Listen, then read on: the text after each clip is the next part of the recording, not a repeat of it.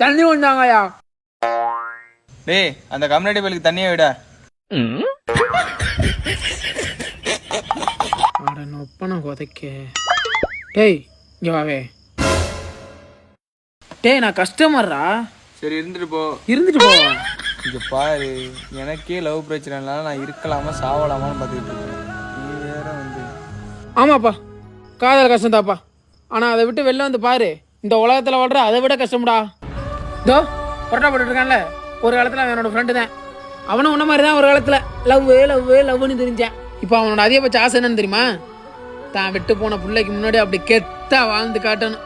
அது இல்லை, வாழ்றது ஒரு நிமிஷம் வாழ்க்கையாக இருந்தானு கடன் இல்லாத வாழ்க்கையை வாழணும், அவ்வளோதான். ஏய் வாழ வேண்டிய வயசுடா, தேவையில்லாம அதெல்லாம் போயிட்டு கெடுத்துக்க வரோம் லைஃபை. ஏதோ அந்த வானத்தை போல மனம் படைத்த மனுஷன்